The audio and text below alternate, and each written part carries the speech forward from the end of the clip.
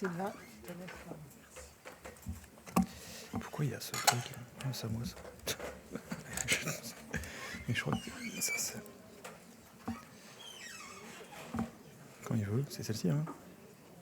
Non, alors on va prendre le PowerPoint que j'ai mis Ah oui. tout à l'heure. Ah oui, pardon, attends pour moi. Oui, c'est celui-là. Oui, c'est mieux. Parfait. Diapositive. C'est bon. Attends, ouais, comme ça, c'est mieux. Alors, qu'est-ce qu'il me fait? Fermez-le, relancez-le, parce que je pense que c'est mieux. Il est planté? Ouais, allez-y.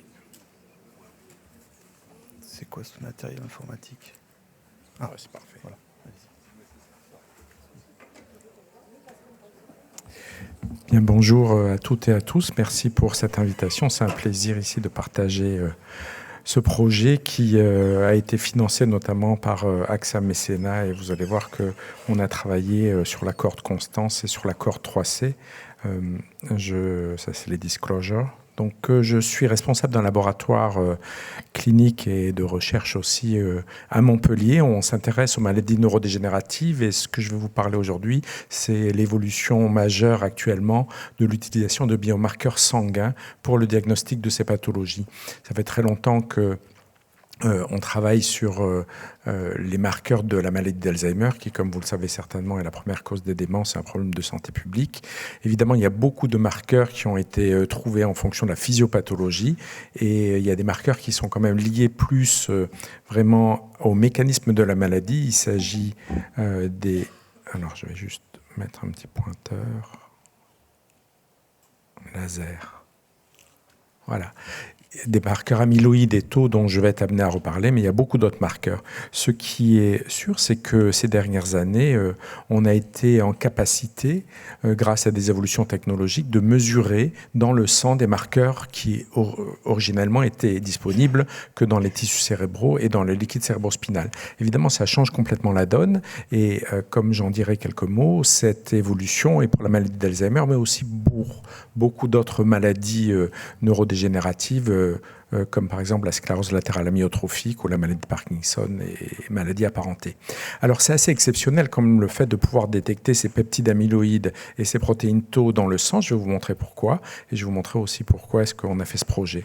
On a aussi des marqueurs comme les neurofilaments et la GFAP, qui sont des marqueurs dont je dirais quelques mots, qui sont plus des marqueurs de la neurodégénérescence ou des traumatismes axonales ou de la neuroinflammation. Alors, pourquoi ces marqueurs sont assez exceptionnels dans le sang? C'est parce que quand on a commencé à les doser dans le sang, ça c'est pour les peptides amyloïdes, c'est des courbes qui définissent la meilleure sensibilité et spécificité, vous les connaissez certainement. On a vu qu'en mesurant dans le sang les peptides amyloïdes, on pouvait avoir jusqu'à 80% d'informations un peu comparables si on regardait par une imagerie amyloïde PET ou par un examen du LCR. Donc c'était déjà pas mal. Et puis ensuite, on a regardé les protéines tau. La protéine tau qui existe en plein de versions différentes, phosphorylées à différents sites, et notamment en 181, je vais en reparler, et en 217. Et on voit que là, l'air sous la courbe, c'est-à-dire la capacité et la performance, elle est exceptionnelle. C'est-à-dire qu'en fait, avec une prise de sang, on peut avoir, avec une très bonne performance ou certitude de plus de 90%, finalement, le fait que dans le cerveau, on a des plaques amyloïdes, qui est un des marqueurs de la maladie d'Alzheimer. Donc c'est vraiment quelque chose d'assez exceptionnel. Alors évidemment, il faut le mettre en route, parce que c'est des nouveaux marqueurs, et on a commencé à les utiliser dans le laboratoire, notamment 181, et on s'est rendu compte que quand même, maintenant qu'on le mesure dans le sang, il fallait qu'on prenne en compte des covariables et des cofacteurs, des facteurs confondants, et on a vu notamment que la fonction rénale était capable à elle seule de modifier la valeur des marqueurs, et que donc il fallait prendre en compte la fonction rénale comme étant un des déterminants de la variation, et pas seulement le fait que la maladie soit là. Je ne vais pas rentrer trop dans les détails parce que c'est un peu l'introduction là, mais ça évoque aussi ce qui a été fait auparavant pour les neurofilaments, ces marqueurs qu'on retrouvait aussi dans la sclérose en plaques dans ces études. Et là, on voit aussi qu'en fait, finalement, la variation physiologique des biomarqueurs dans le sang dues à des paramètres dont on va revenir, doivent être prises en compte pour définir le normal et le pathologique. Le but du jeu étant de définir des sortes d'ABAC, comme ça, où en fonction de l'âge, je ne vous en ai pas encore parlé, mais c'est un des déterminants majeurs de la variation de ces biomarqueurs dans le sang, indépendamment d'une pathologie. L'âge n'est pas une pathologie. Est-ce que c'est une maladie? C'est une vraie question fondamentale, mais bon, c'est pas le sujet. Donc, on voit qu'avec l'âge, ils augmentent et que donc, si on se réfère à ces courbes où vous avez l'évolution des valeurs normales et puis des valeurs pathologiques, c'est ce qu'on appelle des Z-scores ou des percentiles, selon comment est-ce qu'on les utilise, on peut définir le normal et le pathologique. Pourquoi ça nous intéresse? Ça nous intéresse en clinique parce que à partir du moment, et dans mon laboratoire, on fait déjà les dosages de neurofilaments depuis plusieurs années et aussi des protéines tau, admettons que j'ai une valeur de 15, vous voyez que pour une personne de 40 ans, donc extrêmement jeune, on a cette valeur qui est positive, qui est pathologique, alors qu'à 70 ans, vous voyez que cette valeur est considérée comme le normal. Alors tout ça c'est bien beau, mais comment est-ce qu'on définit ces normes et comment est-ce que finalement on peut faire cette définition des ABAC? C'est le but en fait du projet qui est de définir ces valeurs de référence. Pour ça il faut prendre une population comme la population de Constance, où il y a déjà des éléments, on peut exclure, comme vous verrez, des personnes qui ont déjà certaines altérations, et puis on va mesurer ces paramètres, et avec des méthodes statistiques, on va pouvoir établir ces courbes. Donc ce qu'on a fait dans ce travail, c'est qu'on a pris la cohorte Constance, et on a ajouté aussi la cohorte 3C, qui est aussi une cohorte qui est de personnes plus âgées, parce qu'on voulait que nos courbes de normes aient un intervalle d'âge qui aille suffisamment loin, parce qu'on s'intéressait évidemment au diagnostic de la maladie d'Alzheimer.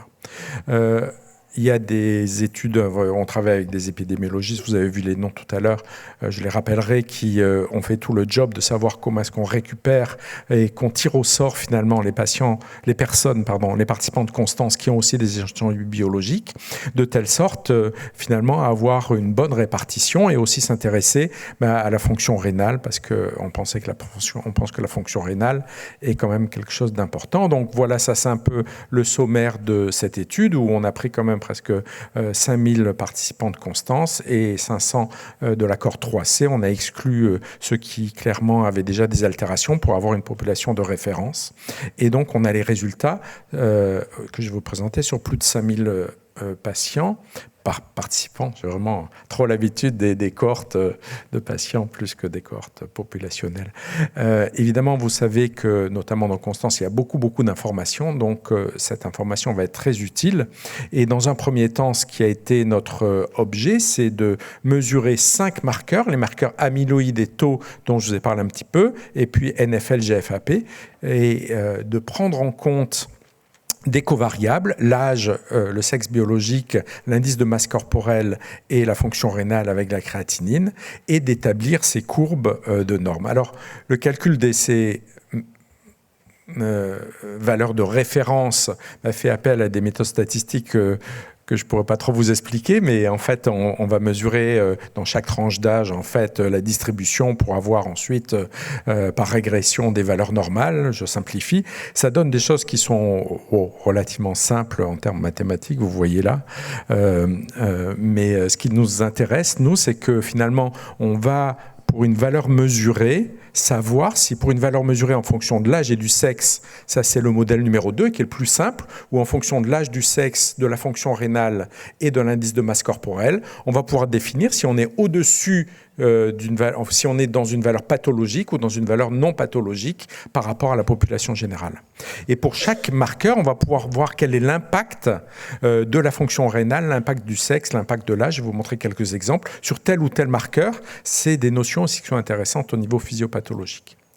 On se trouve maintenant dans l'exploitation des résultats, donc on peut calculer ces courbes. Vous avez ici un exemple.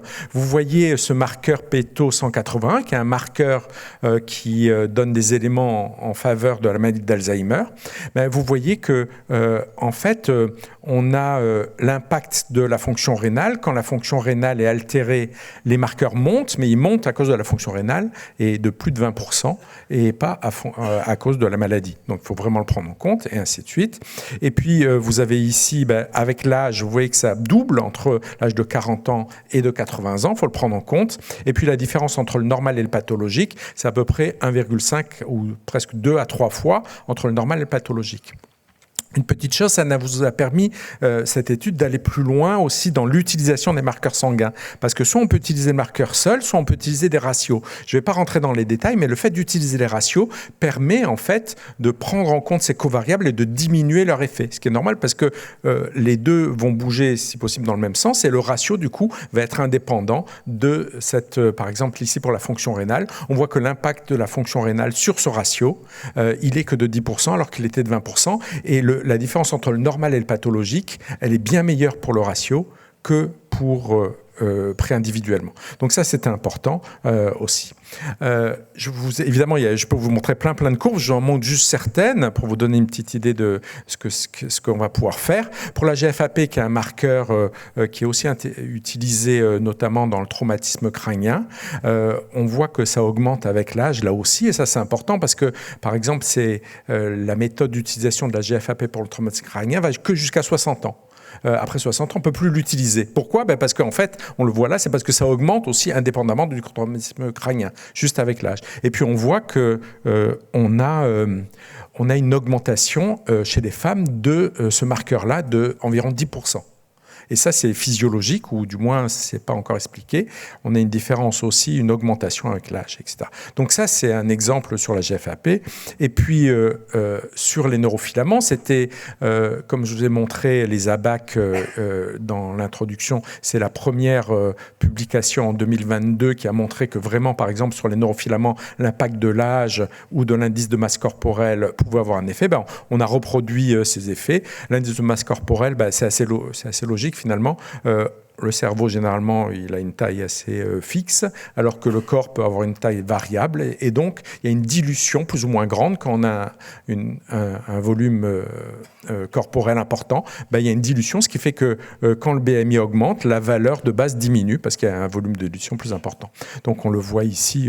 On peut prendre tout ça en compte. Alors après, on a fait de la biologie clinique parce que ce qui compte, finalement, c'est d'utiliser ces résultats pour la pratique clinique. On est vraiment dans une phase exponentielle d'utilisation des biomarqueurs sanguins et il est vraiment essentiel d'avoir ces valeurs avec différents types d'analyseurs. Je ne vais pas rentrer dans les détails, mais ce qui est sûr, c'est qu'on a fait, par exemple, ces courbes de telle sorte que les analyses dans mon laboratoire, avec les valeurs que j'ai, je puisse savoir le normal et le pathologique. Et donc, on va prochainement publier et donner accessibles ces informations à toute la communauté scientifique. C'est ça un peu la différence avec les autres études qui ont été publiées. Souvent, les équipes gardent les équations pour elles et ne veulent pas les distribuer, alors que nous, on va rendre vraiment ça disponible à tout le monde. Donc tout ça, c'est intéressant. Enfin, ça, c'est mon chat. Il me regarde, il m'aide toujours et il me fait des commentaires. Il dit, bon, c'est bien tes normes là, mais c'est un peu barbant, on a des courbes et tout ça. Est-ce qu'on ne pourrait pas se rattacher aux maladies, comprendre un petit peu qu'est-ce qu'on peut faire. Et bon, d'accord. Alors, on a travaillé justement sur ces valeurs normales et anormales dans des populations, notamment de patients atteints de maladie d'Alzheimer ou d'amyloïdose cérébrale, c'est-à-dire qui accumulent de l'amyloïde. Donc, on sait finalement les valeurs. On sait les valeurs qui définissent le normal et le pathologique à un certain âge. Et donc, du coup, on peut utiliser cette valeur-là dans les mesures qu'on a fait dans toute la population pour regarder, a priori, quel est le pourcentage de personnes qui sont amyloïdes positives, c'est-à-dire qui ont des dépôts amyloïdes dans leur cerveau, en fonction de l'âge. Et on a retrouvé des valeurs qu'on retrouve quand on fait une analyse anatomopathologique du cerveau des personnes décédées, c'est-à-dire qu'en fait, à 60 ans, il y a à peu près 10% des personnes qui sont amyloïdes positives. Et puis ça augmente, vous voyez, 75, 80, 30% des personnes qui sont amyloïdes positifs. Et là, on est sur des personnes, des participants de Constance, qui ont un MMSE, c'est-à-dire un test cognitif normal. On n'a pris que ceux qui avaient au-dessus de 26 ou 27, vraiment. Et ça, on s'y attendait. Évidemment, une fois qu'on a ça, alors vous voyez que selon qu'on utilise tel ou tel marqueur, le pourcentage est un petit peu différent. Je ne vais pas rentrer dans les détails, mais c'est assez cohérent. Et maintenant qu'on a ces données, on peut se dire, est-ce qu'on ne pourrait pas étudier finalement les participants de Constance qui sont amyloïdes positifs, ici en violet en haut, ceux qui sont amyloïdes négatifs en bas. Après, on a fait une zone intermédiaire pour bien différencier les deux populations. Et puis, on a toutes les données de Constance. Et je vous donne un exemple, on a juste commencé. Par exemple, le pourcentage de femmes, là, il est de 55% chez les amyloïdes positifs, ce qui est cohérent d'ailleurs avec la maladie d'Alzheimer. Autre exemple, l'ApoE4, qui est un gène majeur de facteur de risque de maladie d'Alzheimer, mais vous voyez que carrément ceux qui sont amyloïdes positifs ont le double de présence de l'ApoE4 par rapport à ceux qui sont amyloïdes négatifs. Et puis on peut aller plus loin en termes de déclin cognitif, par exemple. Alors là, c'est vraiment un truc, c'est moi qui l'ai fait. C'est juste comme ça, une première estimation sur la baisse du MMSE, c'est-à-dire la baisse des fonctions cognitives de plus de 0,5 points par an. C'est-à-dire c'est la conversion, mais évidemment on peut faire mieux. Mais vous voyez que quand même on voit déjà une différence entre ceux qui sont amyloïdes positifs et amyloïdes négatifs. Évidemment, on va utiliser ces résultats des marqueurs aussi pour NFL, GFAP, etc. avec toutes les données de Constance pour vraiment faire le lien. Et puis on aura la génétique prochainement, peut-être de ces patients, pour faire le lien et utiliser ces données, pas seulement pour les normes, mais en fait pour comprendre l'origine et le déclenchement des maladies. Et je vous remercie pour votre attention. J'ai fait un peu vite, mais comme ça, parce que j'ai faim. Et merci à tous les personnes du laboratoire. Merci beaucoup. Merci pour la présentation. Je me demandais, pour la gestion des facteurs confondants, est-ce qu'il faut avoir une gestion différente sur les marqueurs mesurés dans le sang versus le liquide céphalorachidien ou PET? Alors, dans le LCR, il y a très peu d'impact en fait de ces facteurs. Il n'y a pas d'impact du BMI, il y a très peu d'impact de la fonction rénale, il y a un peu un impact de l'âge. Donc oui, en fait, on est en changement. Avant, pour rendre les résultats, on se préoccupait relativement peu de ces facteurs confondants. Maintenant, on va être obligé dans le sang de prendre en compte certains de ces facteurs, mais c'est pas justement notre étude a montré que chaque marqueur avait sa propre finalement logique. Et pour certains marqueurs, c'est pas la peine de prendre en compte, par exemple, la fonction rénale parce que l'impact pour la décision médicale est relativement faible.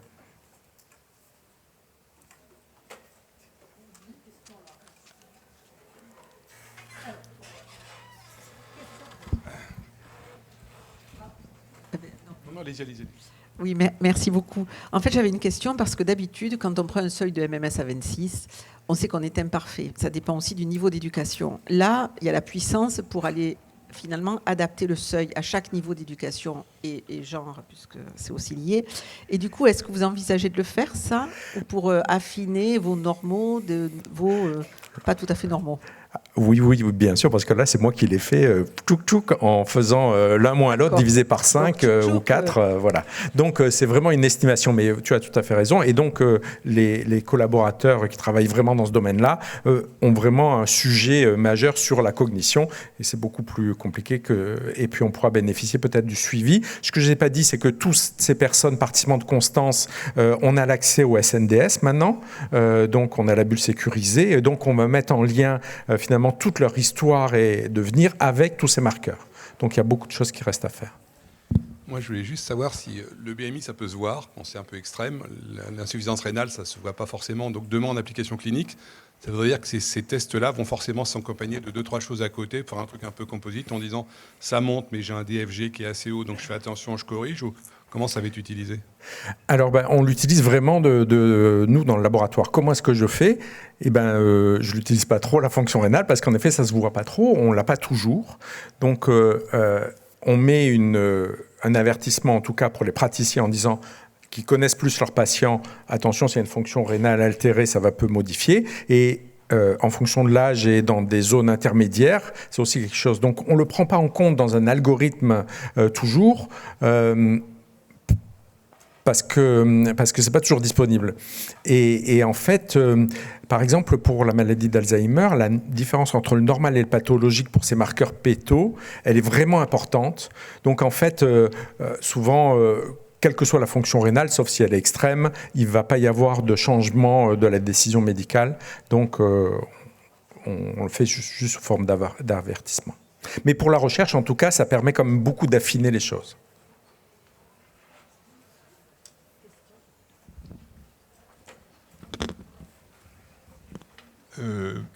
Les variations sont dues d'une part à une différence de production de ces protéines, hein, au départ, c'est ça, par le cerveau, enfin, dans l'encéphale. Oui. Et puis à l'extérieur, on va dire par une dilution pour les obèses, et puis par une élimination différentielle pour la fonction rénale. Est-ce que la qualité de la barrière hémato-encéphalique pourrait jouer également dans la variation ? Ces maladies, entre autres Alzheimer, s'associent à une altération de la barrière. Donc, ce n'est pas exactement forcément les mêmes marqueurs. C'est pour ça qu'on veut rajouter certainement beaucoup de marqueurs à ces prélèvements-là pour vraiment faire la part des choses. Mais pour aller simple, la partie vasculaire et barrière joue certainement aussi un rôle. Il peut y avoir aussi... oui, donc... Oui.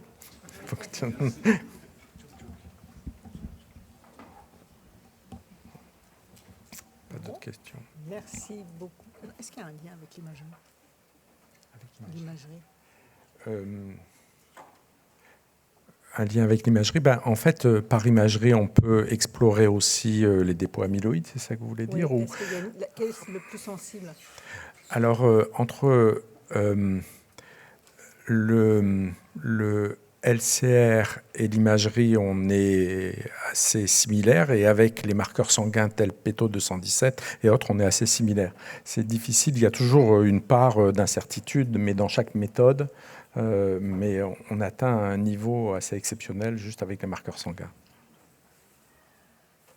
Bon, merci Sylvain. Donc,